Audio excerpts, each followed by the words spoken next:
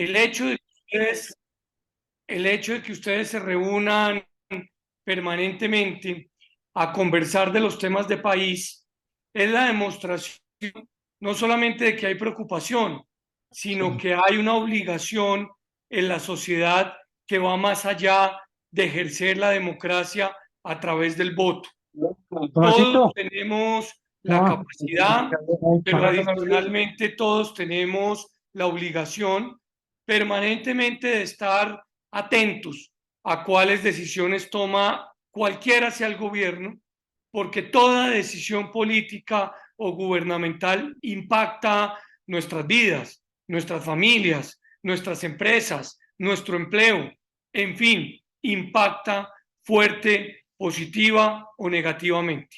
Entonces quiero felicitarlos porque cada 3, 4 días veo los flyers que me envía doña Nidia y con mucha emoción siento que hay un grupo de colombianos que viven en Colombia, otros en el exterior, que están atentos a las decisiones que se toman, cómo afectan o cómo pueden beneficiar. En segundo lugar, a mí me parece que es importante hablar de principios, hablar de valores. La política es el arte de servir, no la actividad para servirse. Y que nos dedicamos a la política debemos entender que la política es incompatible con la riqueza. Yo llevo un poco más de 27 años dedicado a esta carrera, habiendo comenzado en el primer escalón de la democracia, como miembro de una junta de acción comunal, y he ido creciendo peldaño por peldaño, sin brincarme ninguno, afortunadamente demostrando que la política es incompatible con la riqueza. Nunca he tenido una investigación, una sanción y he transitado como edil, como concejal, como candidato, como representante a la Cámara, como viceministro, como consejero presidencial, como ministro, hoy como senador, porque creo que la experiencia es esencial. Si uno tiene un daño en el corazón, pues seguramente no busca un dentista, busca un cardiólogo para enfrentar la grave situación como la que, por ejemplo, vive hoy Colombia. En tercer lugar, me parece que es valioso señalar que es esencial entender cuál es la coyuntura política que se vive hoy en Colombia. Yo creo, primero, que el presidente Petro no es el primer presidente de izquierda que tiene Colombia.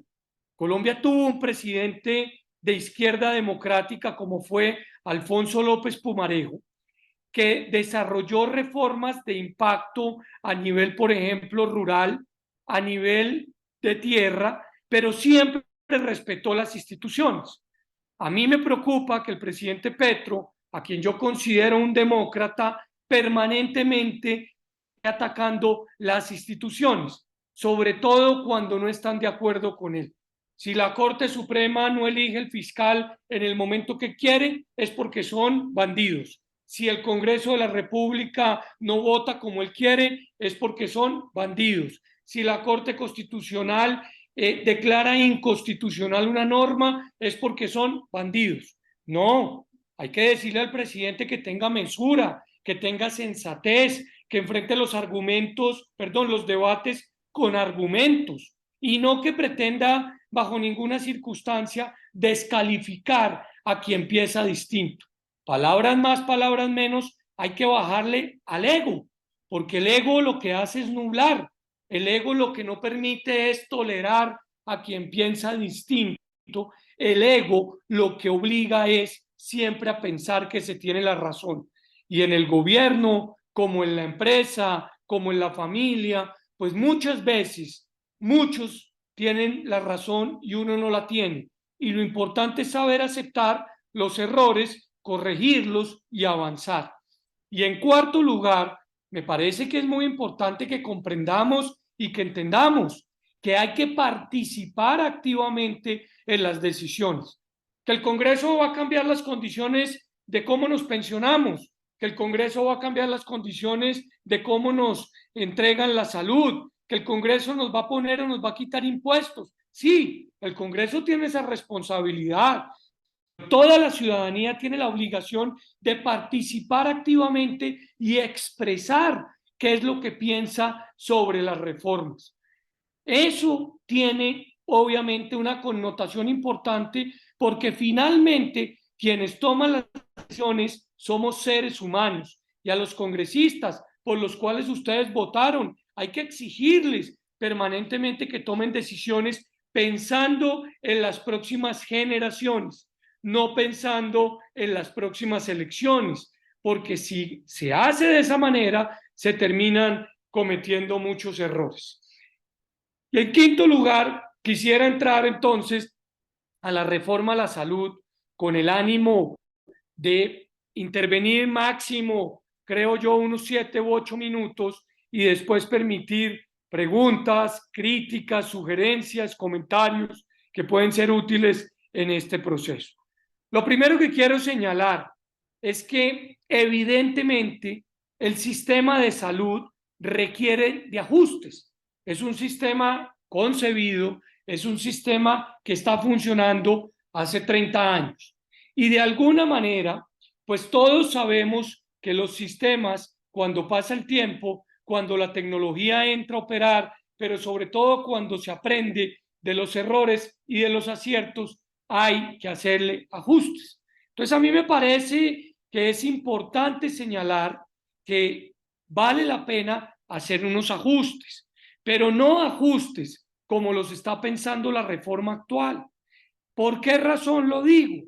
Porque el sistema de salud colombiano es un sistema distinto al que teníamos antes de la Constitución del 91, que estaba completamente estatizado. El que iba a solicitar un servicio de salud gratuito o subsidiado solamente podía ir al Seguro Social.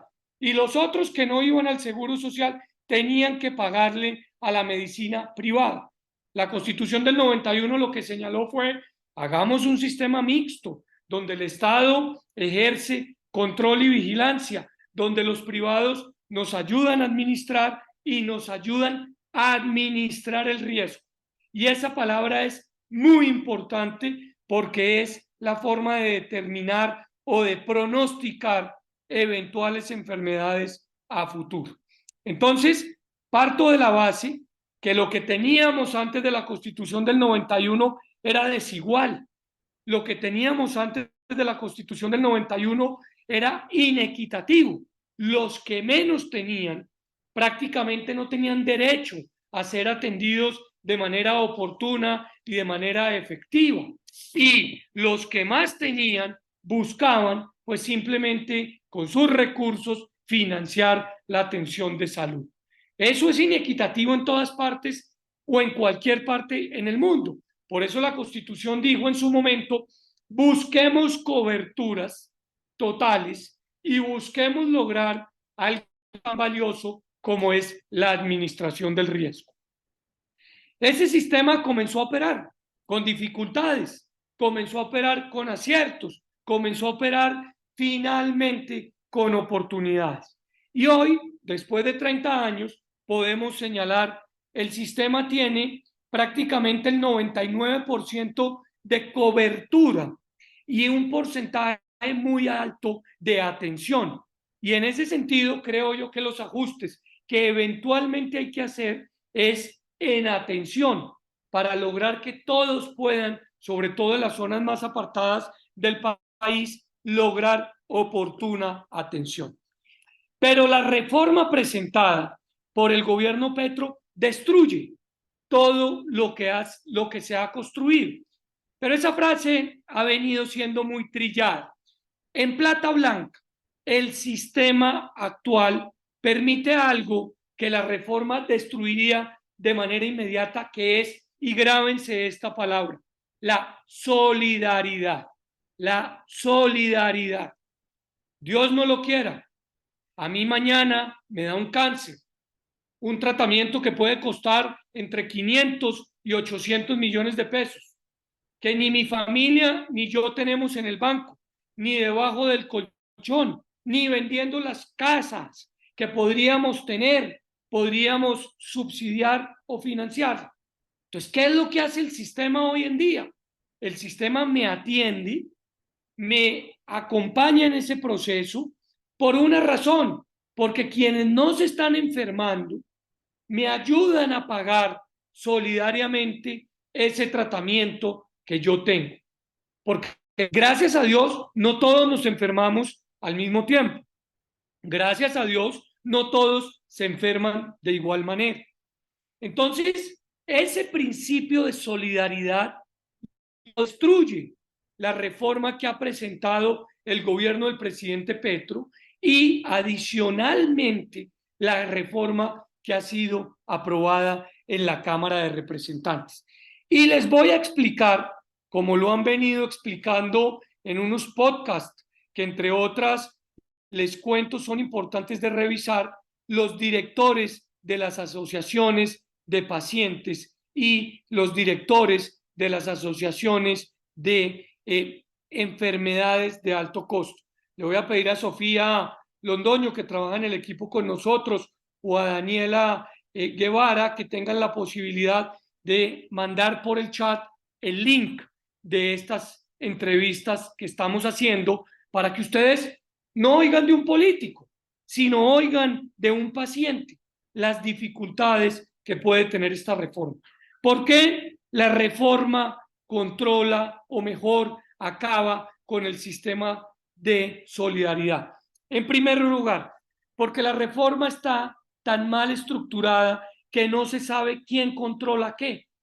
Hoy en día, si yo tengo un problema, yo sé que puedo entutelar a mi EPS y ella, por una orden judicial, tendrá que atenderme. Lamentablemente, como está diseñada la reforma, pues hay hoy en día una serie de responsables tan amplia que lo que hace es diluir la responsabilidad. Está la ADRES por un lado, está por otro lado la gestión territorial en manos de los CAPS y está por otro lado la gestión departamental en manos de las secretarías de salud. Eso significa que nadie ejerce un control adecuado. Y eso me parece tiene un impacto muy complejo desde el punto de vista estructural.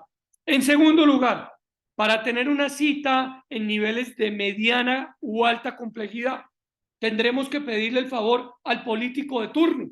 ¿Por qué?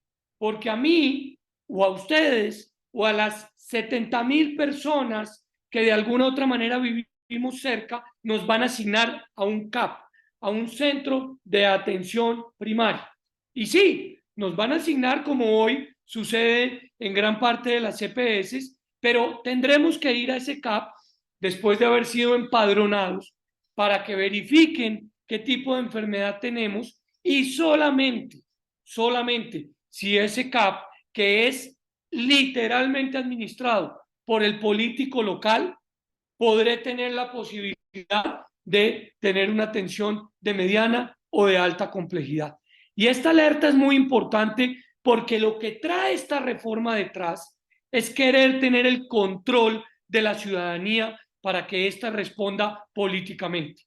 Hoy las EPS pueden ser odiadas por unos, admiradas por otros. Las EPS tienen mucho que mejorar y sobre todo muchas cuentas que rendir, pero finalmente ni un concejal, ni un diputado, ni un alcalde, ni un senador, ni un presidente les dan órdenes.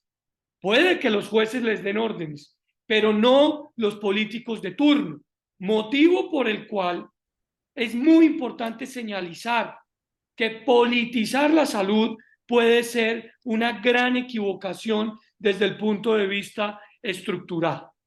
En cuarto lugar, cada año los recursos del sistema se esfumarán y los últimos meses del año no habrá atenciones ni medicamentos para los pacientes. Es cierto que en algunos casos puntuales ha habido directivos de EPS que se han robado la plata de la salud. Pues esos tipos, esos bandidos, que los lleven a la cárcel y que les extingan el dominio y que se le devuelva la plata al erario público. Pero no porque uno, dos o tres o cinco han cometido delitos, vale a la política local. Me parece que eso es una equivocación muy compleja y eso es lo que esta reforma contempla, que todos los recursos sean entregados a el elegido para que él sea finalmente el que tome las determinaciones. Obviamente, sin sistemas de información, obviamente, sin saber que un paciente A, B o C tiene una trayectoria porque no conoce o no sabe cuál es esa trayectoria. En sexto lugar, quieren construir un sistema de salud de ceros. ¿Por qué? Porque todo el sistema de información que se ha construido hasta el momento, malo, regular, bueno, va a desaparecer de un minuto a otro, generando unos impactos negativos de conocimiento del paciente que finalmente permite pronosticar eventualmente cuál es la enfermedad que uno puede llegar a tener. La base del sistema, los centros de atención primaria, terminarán haciendo nada por pretender que hagan todo. Y en ese sentido vamos a tener una muy compleja situación que va a terminar afectando eventualmente a toda la ciudadanía y va a terminar afectando a todos quienes tienen la incapacidad de actuar. Yo decía entonces que si bien creo que el sistema merece ajustes, que si bien creo que el gobierno del cambio, porque ya hablaremos de eso más adelante, quiere presentar reformas, la pregunta es por qué echar todo por la borda. La pregunta es por qué no tener la capacidad de reconocer que hay cosas que se han hecho bien. Vuelvo y traigo a colación la palabra ego. Yo creo que cuando uno no sabe administrar el ego, no sabe reconocer que hay otros que han hecho cosas bien. Y finalmente esta sociedad es producto de los aciertos y seguramente de los desaciertos que muchos han logrado aportar para que el sistema de salud hoy funcione. Me parece que es muy importante que entendamos que todo el aprendizaje que se ha logrado el momento, si esta reforma pasa, se va a desboronar. Y voy a ponerle ejemplos. Pacientes de VIH. Hace 20 años, la situación de VIH era muy compleja y tal vez los más jóvenes no lo recuerden, pero quienes somos mayores lo tenemos presente. Era un virus muy complejo de transmisión sexual inicialmente, que eventualmente pues no sabía en muchos casos cómo atenderse. El sistema de salud comenzó a través de los infectólogos a determinar que existían protocolos necesarios de imponer para ir atendiendo a los pacientes.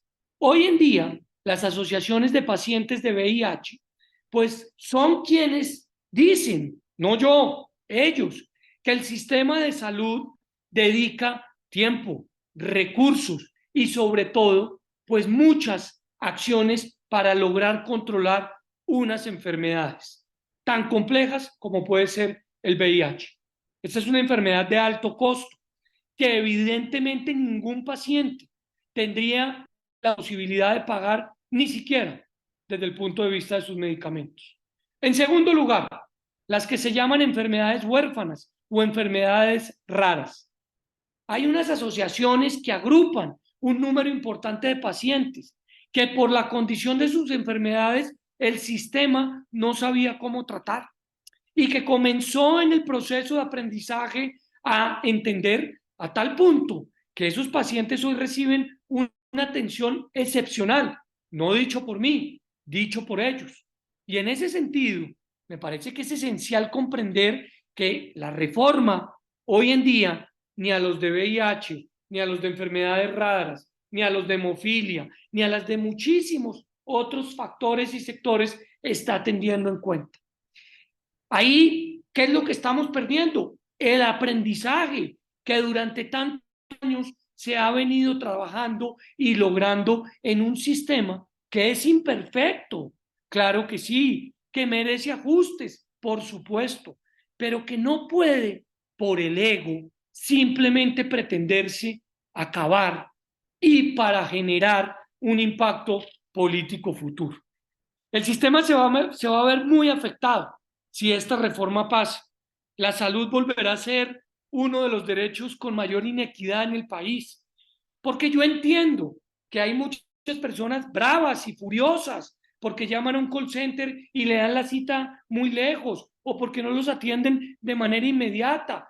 Claro que hay que entender esa furia y esa fugia y hay que corregirla, pero no tenemos que corregirla simplemente echando por la borda todo con lo que tanta dificultad se demoró o se logró construir.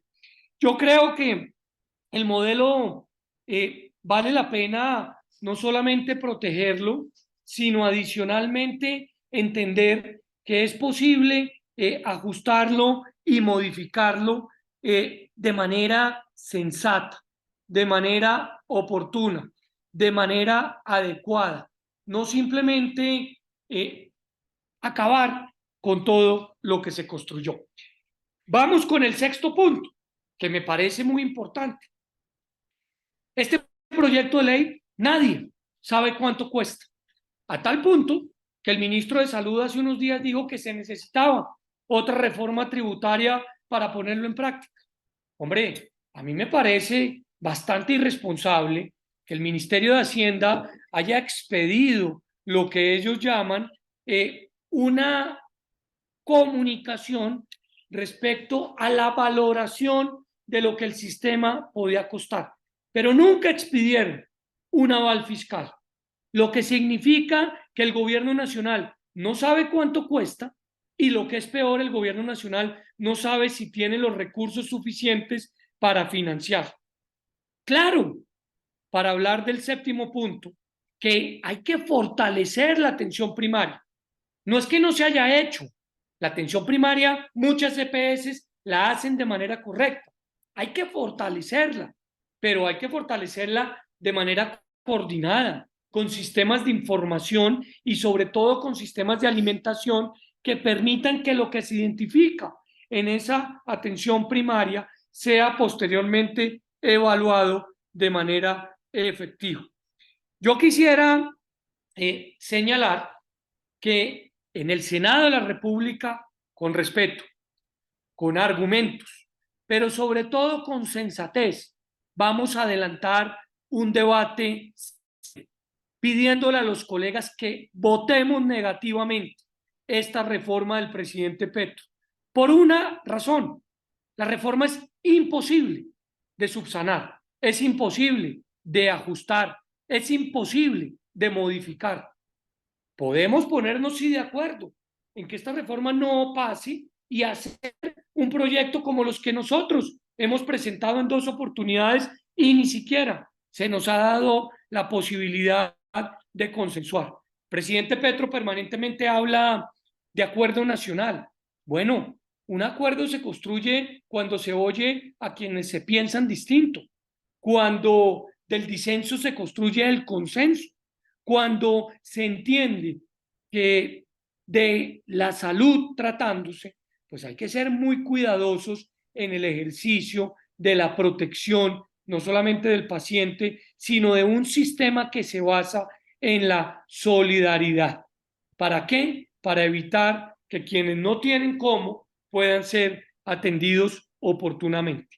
Yo quisiera terminar acá en lo que hace referencia al sistema de salud, a reforma de salud, para permitir que quienes consideren hacer comentarios, preguntas, nosotros podamos responder y aprender, porque este es un tema que hemos venido discutiendo con todos y cada uno de los más expertos, con el ánimo de oírlos, con el ánimo de entender y de alguna otra manera con el ánimo de poder construir.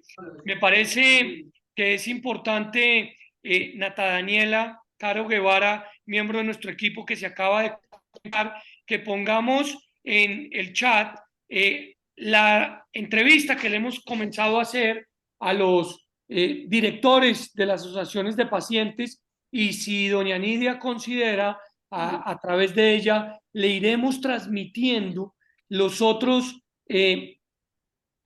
podcasts para que vean qué es lo que están sintiendo y qué es lo que están sufriendo los diferentes o las diferentes ligas de pacientes que lamentablemente hasta el momento pues no han sido atendidas en lo que hace referencia a su derecho constitucional de poder expresar qué sienten y obviamente qué les preocupa en este proceso. Tengo un planteamiento y una pregunta.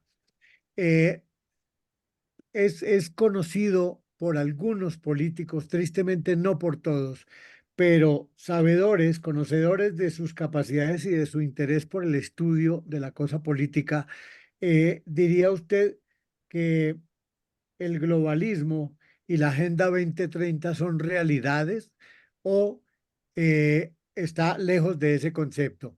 Y la siguiente pregunta es, ¿las EPS están dispuestas a dar la pelea o van a ceder? ¿Cuál es la percepción de si el Congreso votará a favor o en contra de la reforma a la salud? Gracias, doctor. Yo creo que todos en el sistema deben expresar su opinión sobre la reforma. Ninguno se debe acomodar, arrodillar o vender.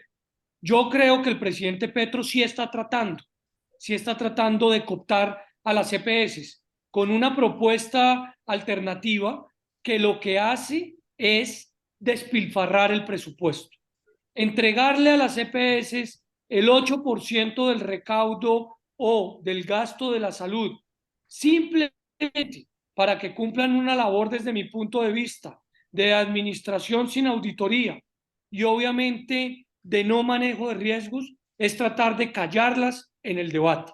Y eso hay que decirlo con contundencia en este y en cualquier otro sector. Yo le pido a las EPS que no se arrodillen, que den el debate y que entiendan que acá está en juego la salud de los colombianos. Y en segundo lugar, veo evidentemente pues a muchos actores políticos que hoy hacen parte del Senado reflexionando sobre cómo votar, porque lamentablemente en la Cámara sí vi a muchos representantes que pensaron más en las próximas elecciones que en las próximas generaciones y que votaron simplemente a cambio de la mermelada. Es que acá nos estamos jugando el futuro, la vida, la salud. Por favor, responsabilidad. Y ese es el lenguaje con el cual pues yo voy a hablarle y le he venido hablando a los senadores de la República para que ojalá bajo ninguna circunstancia vean la reforma como una oportunidad política, porque lo que está de por medio es la posibilidad de subsistir.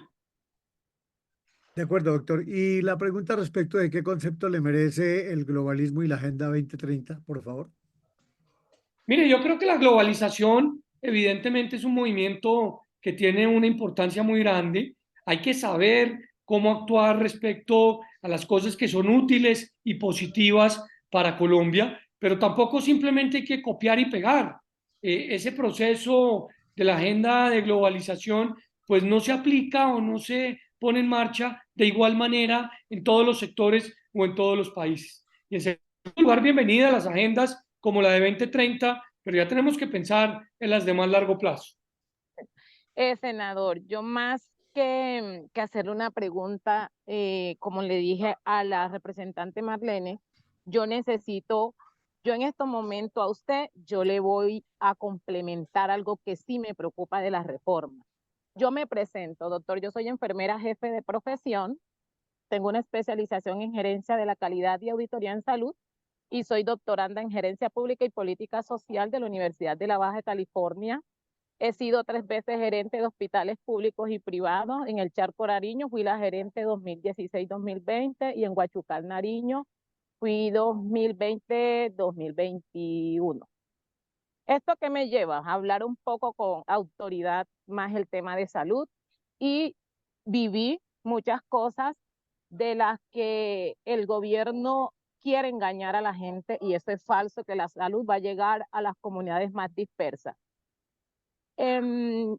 Algo que sí quiero, doctor, que él eliminó en la reforma, en el proyecto que él tiene, elimina la UPC diferencial para las 7 zonas priorizadas del país. Eso es preocupante, doctor, porque una remisión de Iscuán de Nariño cuesta 12 millones de pesos. Es muy diferente una remisión de Jamundí a Cali a una remisión de Iscuandé, del Charco, de Satinga, de Timbiquí. Y él elimina eso de la reforma. elimina la UPC diferencial y recuerde que esas 7 zonas priorizadas del país quedaron porque no es lo mismo vivir en San Andrés y Providencia, que hace parte de las 7 zonas priorizadas, Guaviares, Pacífico Caucano, Pacífico Nariñense y Piedemonte Costero. Él las elimina en la reforma. Y eso sí es preocupante, doctor, porque la gente se va a morir. 2, doctor. Esos famosos CAS no funcionan en la zona dispersa. Entonces, que no tenga el discurso que va a llegar donde los que más necesitan. ¿Por qué? Porque los famosos CAS van a funcionar según 22.000 habitantes va a haber un CAF. Recuerde que allá hay veredas de 100 casas. Recuerde que hay veredas de 200 casas. Por lo menos el Charco tiene 96 veredas. Pero nosotros, ¿qué hacíamos en ese entonces cuando era gerente? Reuníamos 15, 30 veredas para poder llevar la misión médica, que es imposible llevarla. Otra cosa, doctor, que le quiero aportar. La costa pacífica nariñense, la costa pacífica caucana y el Piedemonte Costero tienen 825 veredas. En este momento no hay un centro de salud en ninguna de las veredas. Y nosotros hicimos un estudio de factibilidad de nosotros mismos con nuestros recursos y eso pasa más de 6 billones de pesos. Construir 825 centros de salud. Yo no he escuchado a ellos hablar cuántos presupuestos tienen para eso. Entonces yo sí pienso de que cuando ellos hablan de reforma no conocen Colombia. Entonces yo también le doy ese punto a usted muy importante, pero ahora le voy a contar el punto más grave, que este sí fue que la Corte Constitucional no va a permitir la reforma por este punto. Esas 3 regiones del país que le hablé, que es la costa pacífica nariñense, que es la zona Sanquianga, la parte caucana y el Piedemonte Costero, que tiene 825 veredas, tiene más de 50.000 personas sin identificar. O sea, para el Estado esas personas no existen. ¿Por qué? Porque no tienen cédula, no tienen tarjeta de identidad, no tienen registro civil, porque no les interesa o porque el transporte es muy costoso de una vereda de 16 horas de lancha a llegar a una registraduría al municipio, porque el registrador dice que él no va a exponer sus funcionarios a la zona dispersa. ¿Cómo hacen ustedes, doctor, en caso que se llegue a aprobar la reforma? ¿Cómo la reforma, a quién le van a cargar esa cuenta? Si son personas que no existen, pero son personas que se enferman. Entonces, ya la reforma está quebrada. O sea, ni siquiera está aprobada y ya está quebrada con esas más de 50.000 personas en esa región. Entonces, ¿qué hacemos para que esas personas también se registren? Y muchas de esas personas nacieron en las estructuras criminales y no les conviene tampoco registrarse. Y recuerde, Don, que también existe la parte cultural. Él tampoco puede hablar de que se va a llegar la reforma a la zona dispersa donde más los necesitan, porque recuerde que allá primero se da el trato con el agua de coca, el agua de hierba, el agua en el molinito, el agua en la hierbita caliente. Entonces ellos buscan, por último, es la salud. Entonces, cuando maneja ese discurso, yo escucho ese discurso, yo créame, doctor, que me conozco esa zona que le estoy diciendo, yo digo, pero bueno, no hay un senador que se pare firme y le diga, lo que está diciendo no existe, o sea, lo que estás diciendo es falso. Y otra cosa, el índice de VIH en las zonas que le acabo de nombrar está alto por la presencia de minerías ilegales. ¿Qué se está haciendo? No se está haciendo nada. Esto le afecta a la reforma afecta a eso, porque por lo menos las GPS están llegando. Contra viento y marea mandan las lanchas, envían las lanchas a hacer esto. Pero bueno, ¿y qué? Ahora, doctor, ¿por qué va a hablar de reforma si se aprobó la 3280 en el 2018 y nos parece que es un excelente modelo que reemplazó la 0412 del 2000? ¿Por qué hacer la reforma y no siguen con la 3280 del 2018, que es la que estamos hoy desarrollando en los hospitales? Y nos ha dado resultados porque ahora estamos atendiendo por cursos de vida. Entonces, doctor, usted habló algo importante ahorita que me llamó la atención cuando dijo que qué bueno sería fortalecer la atención en primaria. Sí, es verdad, pero la 3280 del 2018 es la mejor herramienta que ustedes han podido aprobar. Nosotros, las enfermeras y los que estamos en el gremio, decimos, es lo mejor que se pudo haber aprobado. Y ya para concluir, doc, le digo que una remisión en helicóptero allá nos cuesta 12 millones de pesos. Si el paciente es muy grave y es familiar del alcalde, ¿usted se imagina cuando llegue la reforma? Entonces, muchas gracias, doctor. Feliz noche. Lidia, magistral intervención. Se conoce o se nota el conocimiento del sector, hablas sin apasionamiento, hablas con evidencia, y creo que testimonios como el tuyo son los testimonios que deberíamos ayudar a promover, porque claramente podrían abrirle los ojos y los oídos a muchos colombianos. Es más, si me aceptas a mí una invitación para hacer uno de esos podcasts, yo me sentiría muy honrado y orgulloso de poder entrevistarte y de que tú contaras lo que acabas de contar. Yo simplemente quiero recaudar o recoger o reconocer dos puntos muy importantes que acaba de decir Lidia, y es lo que ella llama la UPC diferencial. Hoy, por cada colombiano que eventualmente puede ser paciente o no, se establece un valor. Suena un poco mercantilista, pero así se llama, un valor. Y ese valor se llama UPC. El gobierno tiene la responsabilidad cada año de actualizar ese UPC o esa UPC. Unidad de pago por capitación. Por razones de abandono, de orden público, de necesidades insatisfechas, la UPC para 7 regiones priorizadas en el país es mayor. Y lamentablemente el gobierno Petro, que obtuvo la mayor votación, por ejemplo, en el Pacífico, en el Chocó, en Nariño, quiere acabar con esa priorización de zonas. O sea, miren la contradicción desde el punto de vista de la sinceridad política. A quienes más lo acompañaron con la promesa de cambio es a quienes les está reduciendo la capacidad de tener una atención digna. ¿Y por qué digna?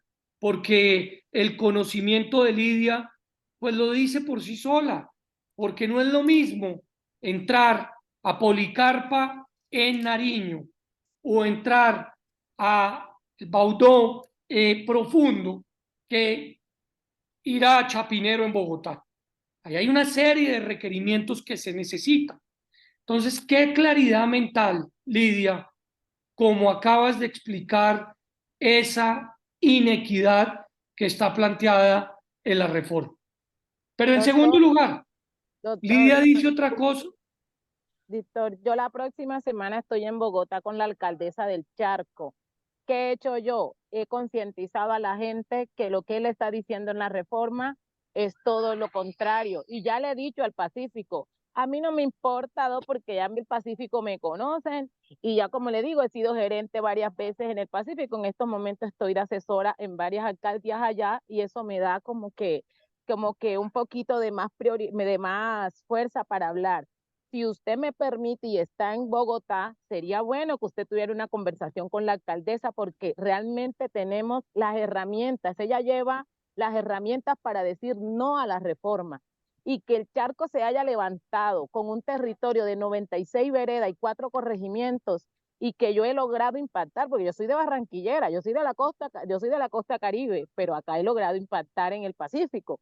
Entonces, quiero que se me sume también el alcalde de La Tola, Discuandesa, Tinga, Guapi, Timbiquí, y enseguida todos ir a radicar que no estamos de acuerdo con la reforma, porque eso es lo que les va a quitar a él esa máscara. Y yo me puedo enfrentar con él a decirle, mire mi artículo en la revista Semana, sin miedo y sin tapujos lo escribí, y hoy los indígenas tienen la Panamericana tapada porque no están de acuerdo con la reforma, pero esto lo estamos haciendo, de lejitos, diciéndole a la gente, eso es mentira lo que él está diciendo, y logramos llegar a los indígenas también a decirle, eso es falso, a ustedes les afecta porque ustedes son régimen especial y con la reforma el régimen especial se elimina, lo que es docente, ejército y ustedes se eliminan, por eso ellos hoy, y la doctora Margarita Cabello, la felicito que hoy le hizo el llamado a la corte y le dijo, necesitamos que protejan la tutela que acaban de ingresar los indígenas. Entonces sí ve que todo cae por sí solo y la gente se va dando cuenta que no era lo que se dijo y lo que se engañó cuando el paro, entonces, pero no todos tampoco tenemos una berraquera así, porque usted sabe que también el orden público y las amenazas. Muchas gracias. Eso que acaba de decir Lidia es muy importante que lo sepan todos. A muchos líderes sociales que no están de acuerdo con la reforma, los están amenazando y los están amenazando para que no hablen. Por eso lo valioso. Y ni más faltaba, Lidia, si usted va a estar en Bogotá, todo lo contrario, yo estaría muy honrado de que usted me atendiera a mí. Yo la invito a tomarse un cafecito con algo típico bogotano para que podamos hacer esa charla y mostrársela al resto del país. Es que lo que necesitamos es que regiones como el Pacífico, por ejemplo, que supuestamente en el discurso dicen van a ser los más beneficiados, pues levanten la voz y entiendan que el golpe va a ser mortal, mortal. Pero mire usted, déjeme mencionar una cosa más de las que usted señaló. Usted lo dijo claramente cuando habló de los CAPS y de la atención de los 25.000 pacientes. Hay corregimientos en Colombia, quienes hemos recorrido el país, yo los he recorrido, que como usted lo dice, no tiene 100 casas. Y entonces, ¿qué le va a pasar a esas familias? ¿Dónde van a tener su mecanismo de atención?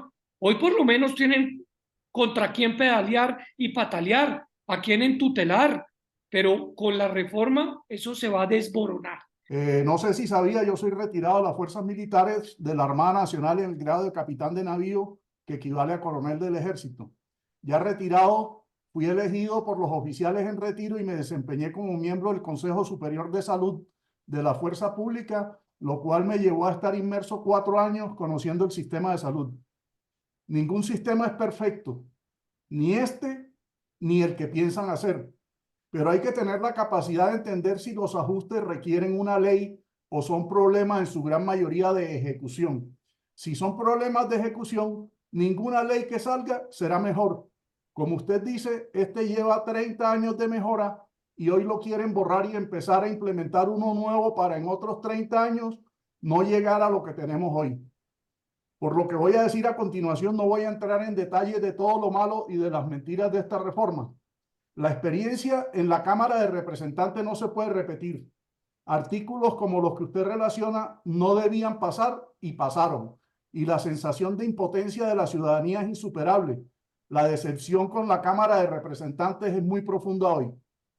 El Congreso, como organismo de control, lo primero que debe hacer en esta legislatura es un balance del desempeño del gobierno en cuanto al sistema de salud después de un año de su manejo.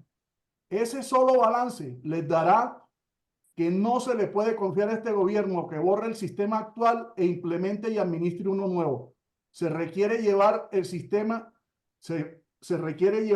el sistema a los lugares en donde falta, no destruir el que se tiene y empezar a implementarlo donde ya funciona. Eso pues será a los lugares donde falta, pues será lo último donde van a llegar nuevamente. Lo segundo, de acuerdo con lo que usted mismo dice, es solicitarle llegar a archivar esa reforma. Como lo he escrito en mis blogs, la reforma prácticamente bloqueó la Cámara. No debe pasar lo mismo en el Senado. Las consecuencias pueden ser catastróficas en la salud de los colombianos y pueden afectar toda la democracia en cadena. Para terminar, tenga la seguridad que la reforma no da votos. Es más, los va a quitar. ¿Por qué? Porque no es apoyada por los colombianos.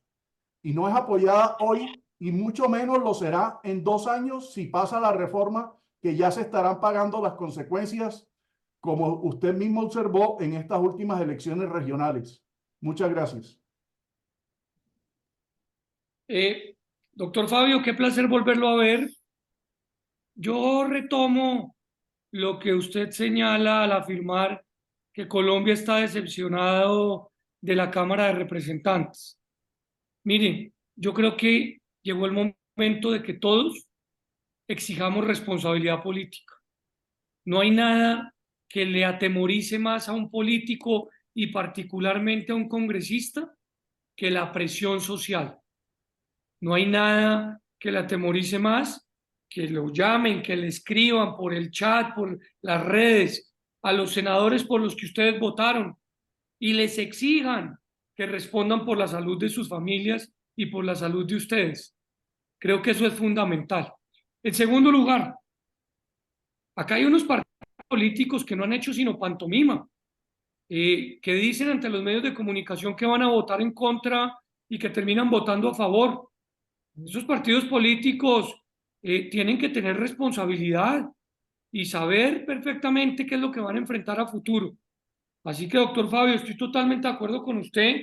Llegó el momento de que la ciudadanía sepa perfectamente que un voto al Congreso pues merece responsabilidad y ustedes tienen la capacidad de exigirlo. Nosotros tenemos en Casanare una EPS, es uno de los departamentos que tiene una EPS pública.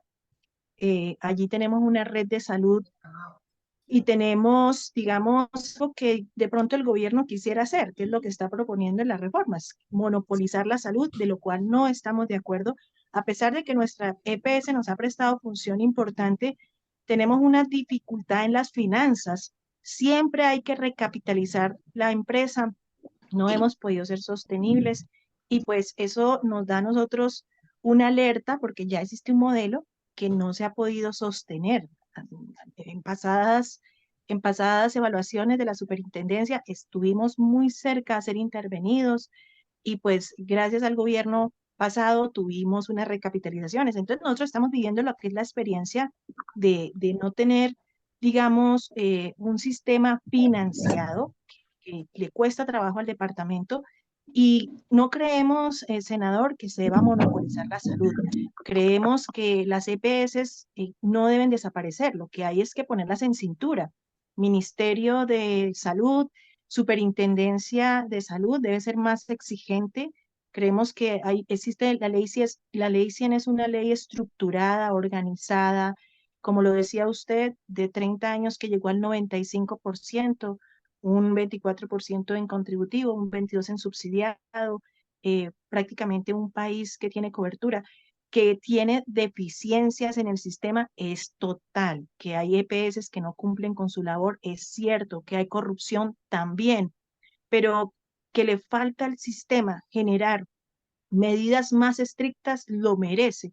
Creo que para reformar, creo que más que reformar necesitas una modificación y pues que deben haber muchas propuestas de parte de muchos senadores que defiendan la vida, la sociedad y la familia. A mí personalmente, yo lideré la marcha contra la ideología de género, no porque vayamos en contra de las comunidades minorías, sino porque creemos que debemos proteger los niños. No estamos de acuerdo con la hormonización en niños, no estamos de acuerdo, no creemos que el carácter de un niño de 4 o 5 años puedan decidir su género y creo que el país se le está olvidando proteger la inocencia de los niños. Ellos hasta ahora están aprendiendo a manejar rompecabezas, como para hoy empezar a hormonizarlos y para empezar hoy a definirles una agenda globalista que ha venido hablando de la ideología de género, de la cual no creemos. Personalmente, mi departamento tiene 9 habitantes por kilómetro cuadrado y se lo decía en días pasados a una funcionaria del Ministerio del Interior que fue a mi departamento a capacitar sobre los nuevos modelos de familia y pues creemos que un hombre siempre dará espermatozoides y una mujer un óvulo para fecundar. Creemos que no existe otra manera biológica y no estamos de acuerdo con esas transformaciones que vienen muy, muy ceñidas en esta reforma y de casi que nadie lo habla. Y pues acá tengo un compañero que hizo un estudio muy interesante, ojalá él se animara a hablar sobre esas definiciones, pero creemos que el país debe estar alerta también de lo que significa la familia en este país. Creemos que hay una libertad, pero la libertad no puede transgredir a meterse con los niños porque nos consideramos defensores de los niños. Gracias, senador. Y muchas gracias por tu firmeza al señalar algo que comparto claramente. En la sociedad es imposible generalizar. En la sociedad es imposible meter a todo el mundo entre una canasta. Tú has dicho con contundencia y te apoyo que hay EPS que han hecho mal su trabajo y otras cuyos gerentes o administradores se han robado la plata. ¿Qué pasa con ellos? Pues que paguen con cárcel y ojalá con penas altas y que les extingan el dominio y que entendamos que justos no podemos pagar por pecadores. Esto no se puede convertir en que la salud sea la bandera politiquera del gobierno de turno para ver cómo se mantiene en el poder. No, tú lo has dicho con claridad. Acá se necesitan ajustes, pero no se necesita echar por la borda la totalidad de lo que ha sido por lo menos efectivo y eficiente en el proceso. En segundo lugar, conoces muy bien el departamento de Casanare, yo lo conozco también, no tan bien como tú, y yo creo que lo que has expresado respecto a el número de habitantes en virtud de la expansión del territorio es muy importante, porque si bien es cierto, la atención primaria puede tener unos grandísimos avances en zonas donde hay alta concentración de población, en zonas donde no hay concentración de población puede terminar siendo un tiro en el pie, básicamente porque el ciudadano que está alejado, pues no le va a llegar el grupo de atención primaria y si tiene una enfermedad o una atención de alta complejidad, solamente puede remitirlo ese grupo de atención primaria. La reforma está mal concebida desde el punto de vista estructural. Piensa en Bogotá y en algunas capitales. Profesionales, ejecutivas, pero que vemos lo que está pasando y la entrega que realmente no es que sea el señor de edad que gobierne, es ustedes los senadores y congresistas que nos están entregando el país. Ustedes, no todos, pero sí los congresistas. Yo realmente veo a David Luna un hombre centrado en las cosas de realmente que nos gustan, que lo he felicitado, lo sigo. Me parece que hay muchos como usted, con muchos como usted, pero realmente sí es lo que usted dice. Van allá y dicen, nos dicen, aquí nos engañan porque vienen a reuniones con nosotros y uno dice, ¿qué está pasando allá? Que votaron otra cosa y sabiendo que estamos defendiendo como el país. Tónica de un David Luna, de mucha gente del cambio radical que los veo siempre no, en buena oposición, y del partido conservador algunos, porque hay unos que se entregaron, que aquí en Antioquia hay unos que se entregaron y están señalados por nosotros, como es Carlos Trujillo y como es la señora Lopera, pero realmente que van a ser castigados y seguramente que no van a llegar a ninguna parte porque nos encargamos nosotros todos de señalarlo. Y si vamos a estar como el 27 allá de todas las ciudades, pues para que nos den un espacio y cada uno está pidiendo una representación de un congresista para entrar 2 personas más o menos porque no vamos realmente así no sigan entregando la patria. Ahora hay un compromiso de seguir que nos ampliaron para no a las reformas, no a las reformas de la salud, no a la reforma laboral y no a las reformas pensionales.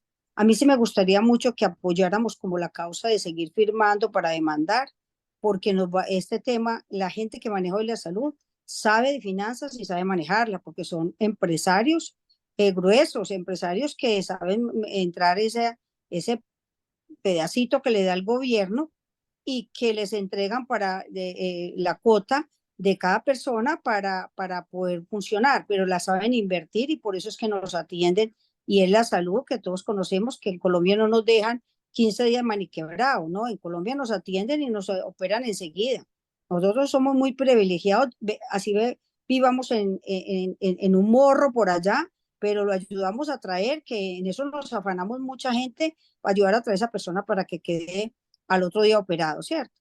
Entonces, tenemos que mirar eso, porque sí hay que trabajar sobre lo construido, no destruir como está pasando con este señor, que no, él no merece nada porque es que él montó el país, algunos que se convencieron, una persona que tenía sus vicios y que no tiene ni ética ni moral. Entonces es muy difícil que una persona, pero sí tenemos que decir que los congresistas que elegimos, sí hay que exigirles.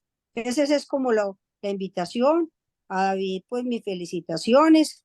Yo realmente soy empresaria sin miedo, no tengo miedo, porque ya cumplí como que la edad que para sentir miedo y lo que hay que defender es esta patria. Entonces, Bueno, de todas maneras le agradecemos a todos, a usted, David, que nos dé este espacio, pero yo creo que es un hombre para seguir porque lo veo en democracia trabajando. Bueno, doña Olga, me siento muy honrado de sus palabras, se las agradezco muchísimo. Créame que además de motivarme, me comprometen a seguir haciendo las cosas bien. Ya son casi 27 años de servicio público, lo decía al principio, lo repito ahora, sin sanciones, sin investigaciones, nunca habiéndome brincado un escalón en el proceso de aprendizaje. Y yo entiendo perfectamente que la política en algunos momentos de la vida pues lleva a derrotas, lleva a momentos difíciles, pero finalmente son aprendizajes. Yo lo que creo es que la coherencia es lo que le permite a uno vivir tranquilo, pensar y hacer en consonancia. Y yo represento unos ciudadanos, un número importante, casi 125.000, que me llevaron al Senado de la República. Y yo a ellos les dije que yo me iba a convertir, si me elegían y si elegían al presidente Petro, en un actor de oposición. No para gritar, no para insultar, sino fundamentalmente para expresar cómo hacer oposición y no daño. Yo levanto la mano cuando algo está bien y lo reconozco, pero cuando algo está mal, con firmeza y sin temor, también lo digo. Me gusta su actitud de decir cuáles son los congresistas que se voltearon, porque una cosa es pertenecer a un partido con unas premisas y otra es terminar votando en contra de esas premisas. Yo le agradezco mucho, doña Olga, sobre todo su valor y sobre todo su firmeza en el entendido de avanzar. Y usted la tiene clara. Ojalá los demás tuvieran la claridad que tiene usted en este aspecto. Colombia ha sido realmente, como usted dice, uno de los países con los mejores sistemas reconocidos a nivel mundial, con un cubrimiento de más del 90% y quieren destruirlo. Se requiere es ajustar, no de construir, como están haciendo desde el gobierno con las instituciones. Quieren acabar con la salud, quieren acabar con el sistema pensional, quieren acabar con las fuerzas militares. Eso que hicieron de descabezar prácticamente la fuerza militar votando una cantidad de generales que es en una empresa, digamos, son como gerentes. ¿Cuánto tiempo le costó a las fuerzas militares prepararlos? Es un golpe fuerte, las fuerzas militares han aguantado, pero de todas maneras desde el mismo gobierno están atacándolas de las instituciones, están deconstruyendo el Estado, quieren acabar con lo que hay. Fíjese que desde el mismo gobierno están atacando las mismas legitimidades de las fuerzas militares, la moral. ¿Cómo es posible que se vuelen el artículo 220 de la Constitución para tomar venganza del comandante de brigada que capturó a una persona que estaba en la ilegalidad en Zipaquirá y la condenaron, y ahora por el hecho de estar en el poder quiere tomar represalias contra este general y por encima de la Constitución, artículo 220, quitarle sus condecoraciones y reconocimientos? Hay algo que usted ha dicho muy bien. Hay muchos que se voltearon, que incluso contra las mismas orientaciones de sus partidos, pensando en las próximas elecciones. Pero es que hoy la suerte del país descansa en el Congreso, especialmente en el Senado, para que del Senado se pueda corregir esa gran decepción que causó la volteada y la traición de muchos representantes de la Cámara al elector y a la patria. Es que eso es supremamente grave, porque nos están acabando con el país. Y yo pienso que hay un aspecto muy importante que no sé si lo habrán debatido en el Senado, pero es el artículo 109 de la Constitución, la violación de los topes, pero no hemos visto casi en ninguna parte manifestaciones sobre eso, y nadie puede estar por encima de la Constitución y la ley. La democracia es una, pero ante la ley todos debemos ser iguales, y pues no podemos irnos tragando esos sapos que nos están pasando, porque si nos acaban con la salud y le entregan en manos de los políticos lo que usted decía, vamos a quedar peor que Venezuela y que otros países. De manera que lo felicito por la actividad que usted está haciendo, la pedagogía que está haciendo, haciéndole ver a todo el mundo el problema. Confiamos en usted y oramos por usted y esperamos que que otros sigan su camino y que otros tomen esa posición firme en defensa de las instituciones y de la patria que usted tiene, senador. Dios lo bendiga. Coronel, muchas gracias por sus oraciones. Un orgullo tener la posibilidad de conversar con un hombre que le dio la vida a la patria, y coincido con usted. El gobierno le amarró las manos y los pies a la fuerza pública y a la policía. Lo hizo a través de los decretos de cese al fuego bilateral que le impusieron, no que negociaron. Porque en un proceso de diálogo lo único que uno no puede perder de vista es la protección a la sociedad civil y la entrega al territorio. Y en segundo lugar, tengo plena conciencia de que haber decapitado, por no llamarlo de otra manera, a varios de los generales ha sido el error estratégico más grande de los últimos años en las fuerzas militares. El ministro de Defensa más parece el jefe de debate de los grupos al margen de la ley que el ministro de Defensa. Y lo que le interesa es ser vicefiscal. Quién sabe, esperamos no para atacar a la oposición, sino ojalá se concentrara en lo que es su labor, como es la de proteger a la sociedad. La propuesta mía va a que hay que mantener la salud como sea, con el sistema actual como está, pero hay que hacerle una auditoría, un estudio muy interesante de dónde se están yendo los dineros, qué porcentaje de dinero puede ser administrativo, porque es que con esa cifra juega. Hay más ejemplos concretos de que algo no bueno están dando, incluso en la actualidad. Entonces la propuesta mía era evitar la corrupción. Ahora, yo lo oí a usted y usted lo dijo, eso es con el voto. Pero, senador Luna, ¿cómo evitamos la corrupción cuando entonces por quién votamos? Bueno, escójame un político. Y entonces, políticos contados con los cuales uno va a decir, hasta el punto de que por todos lados todo el mundo está hablando de un partido nuevo, de un partido bueno, de un partido de derecha, que no sea del que no tenga antecedentes políticos y todas esas cosas. Doctor Laureano, muchísimas gracias. Reconozco y valoro muchísimo su experiencia.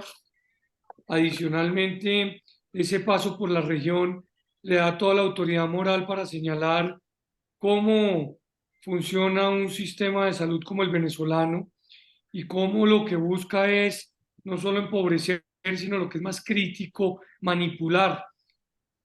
Adicionalmente a eso, me parece que es esencial lo que usted señala, el sistema claro que tiene recursos suficientes. Lo que pasa es que algunos de ellos se malgastan, otros se los roban, y por eso es tan importante la administración del riesgo. Con el nuevo sistema, según la reforma, eso no existirá y obviamente va a tener pues una dificultad muy grande.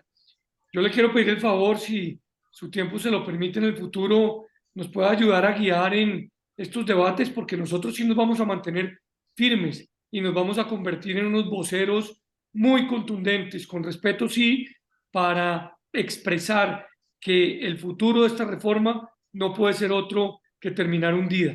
Claro que puede haber otra, pero esta en particular tiene que votarse negativamente.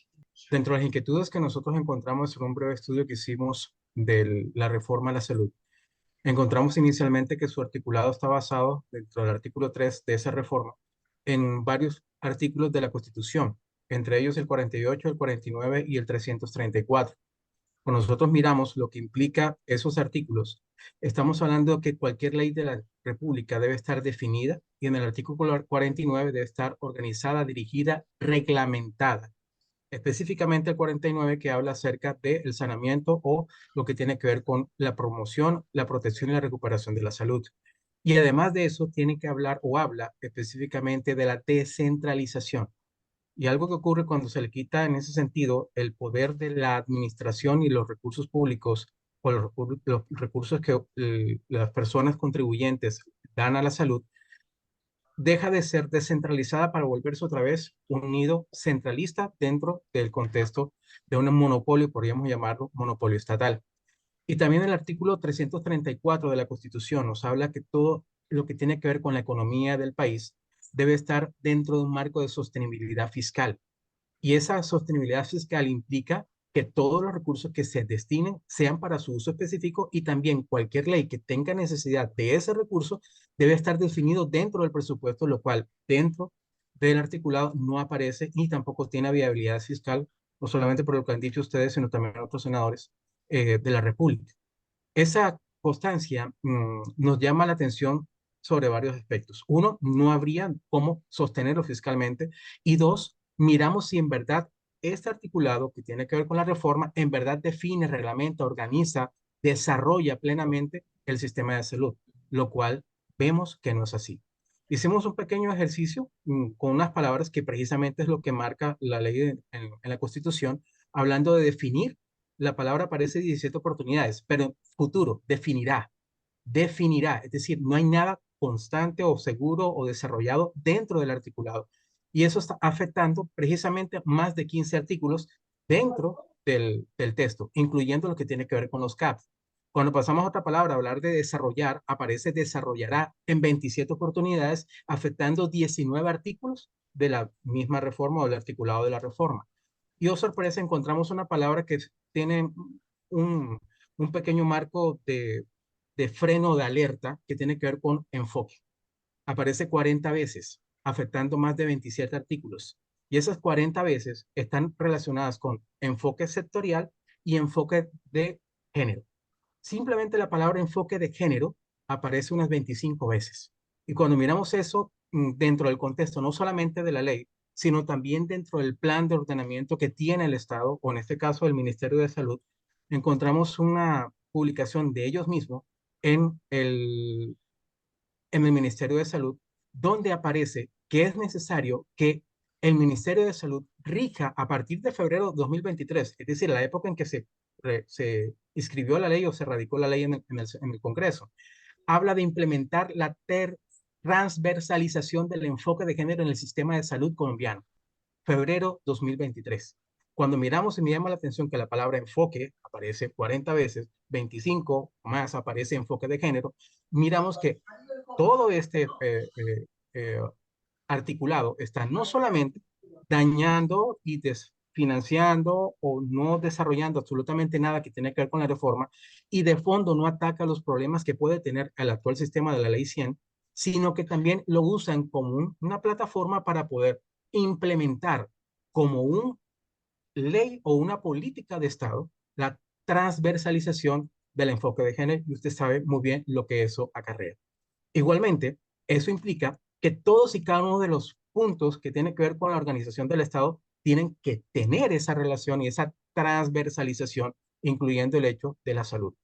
Y además de ello, encontramos que las palabras mujeres está acompañada de personas gestantes. Y sabemos en medicina, en biología, simplemente en biología, que los únicos que pueden gestar son las mujeres. Las personas gestantes está de más y obviamente hace parte del hecho de implementar la ideología de género en este caso. Y también habla que el ciclo de la vida, y también se encuentra dentro de la página del Ministerio de Salud de este gobierno, no incluye la vida como desde el inicio, desde su concepción, sino posterior a su nacimiento. Me pregunto, ¿qué es lo que están tratando de hacer? Simple y llanamente tratar de moldear una ley o un hecho de salud para llevarla a la transversalización del enfoque de género y hacerlo algo de ley absolutamente en todo el Estado? ¿O es simplemente que en verdad le está preocupando la salud? No creo que sea la segunda, más bien la primera. Y eso debe lanzar una alerta a nosotros sobre el derecho a la familia, la defensa de la familia, el hecho de la vida desde el momento de la concepción, así como lo mira el artículo del 6DH, en el artículo 4, que toma la vida desde el momento de la concepción, y el mismo hecho de los derechos humanos, la Carta Universal de los Derechos Humanos, donde habla de que todo individuo tiene derecho a la vida. E individuo, hablamos de una persona distinta a la madre, en este caso el feto, el bebé, tiene identidad y es un individuo que goza de los mismos derechos. No hay necesidad que un juez o un magistrado le dé personería jurídica para que ese pequeño que está por nacer tenga el derecho a la vida. Y esta reforma en la salud de tajo la está anulando.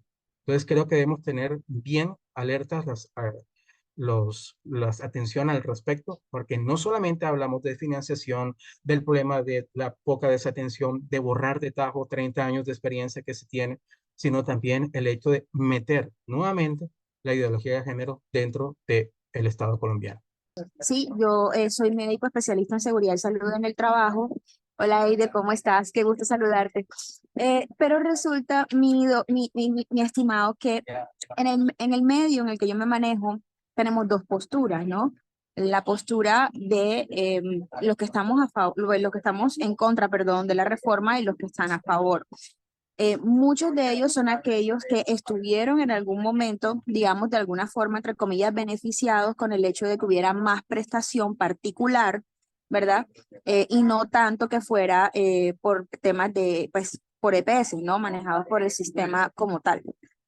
Entonces, cuando nosotros entramos a debatir esto, obviamente se generan unas tensiones impresionantes y la mayoría de las personas, la mayoría de los médicos nos ponemos en una posición apolítica, cosa pues que yo no comparto porque creo que la gran situación por la que se viene presentando esto es porque no existen personas de la salud que estén involucradas en la generación de este tipo de legislaciones.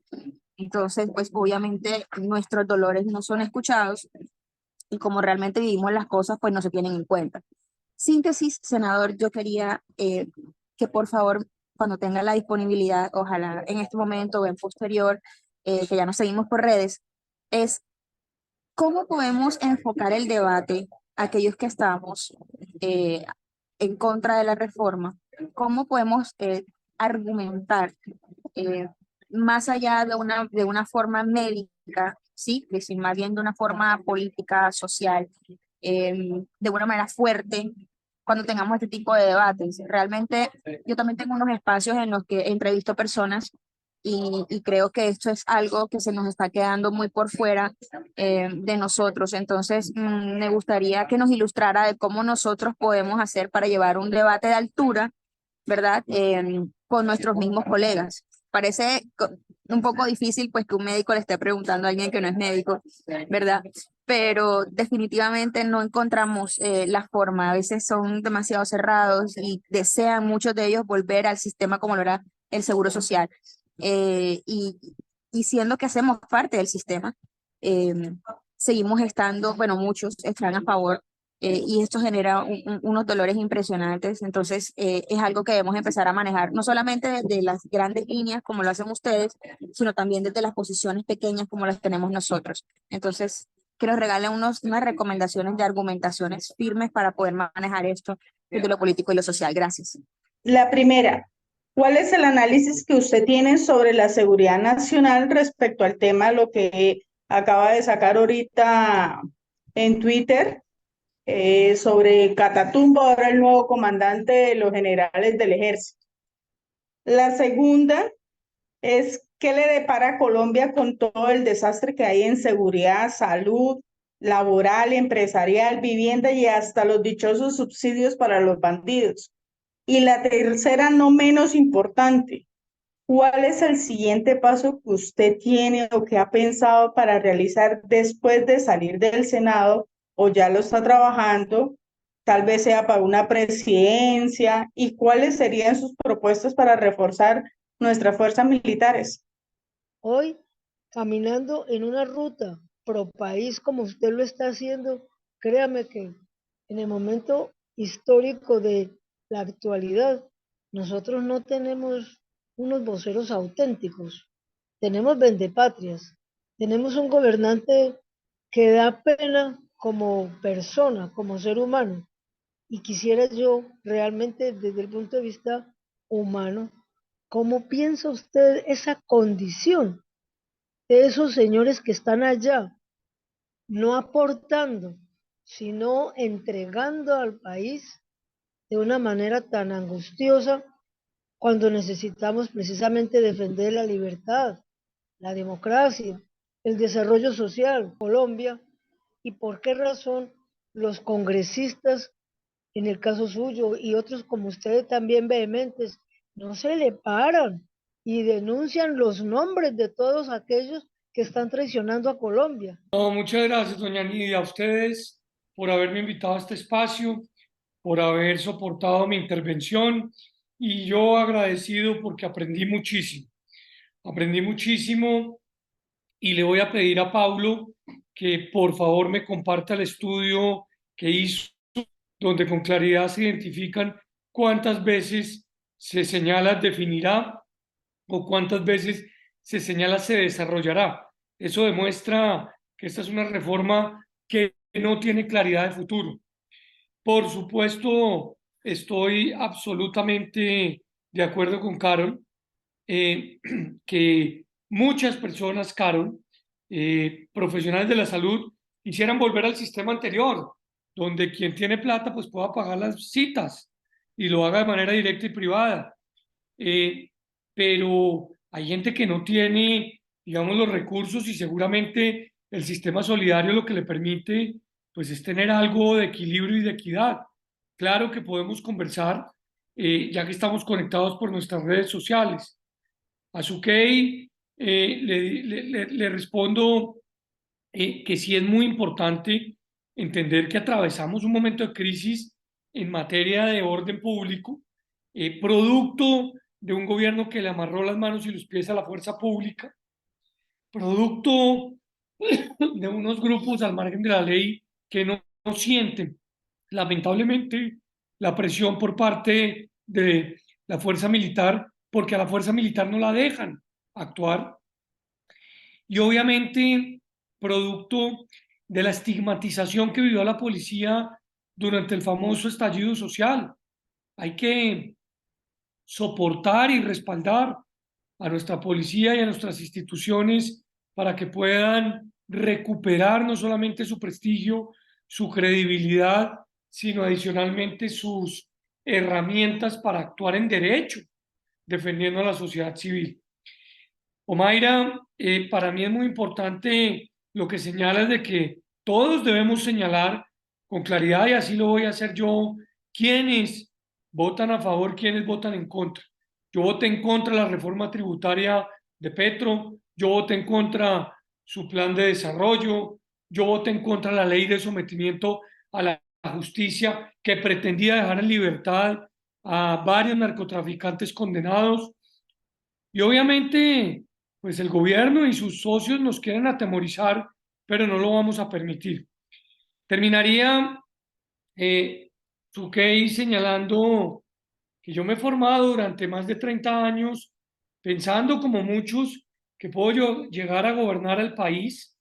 No estoy cegado de que tiene que ser ya o más tarde, o que puede que no se dé, pero estoy absolutamente convencido que el país requiere una renovación generacional y esa renovación generacional también requiere del aprendizaje de muchas personas que le han aportado con su conocimiento y experiencia algo tan valioso a Colombia como es el impacto en el crecimiento y en la construcción colectiva. A todos ustedes, muchas gracias por este espacio. Doña Nidia, muchas gracias por liderar estos conversatorios y siempre que me quieran invitar, siempre estaré disponible para acompañarlos. Un abrazo y buenas noches. Senador, muchas gracias por aceptar mi invitación.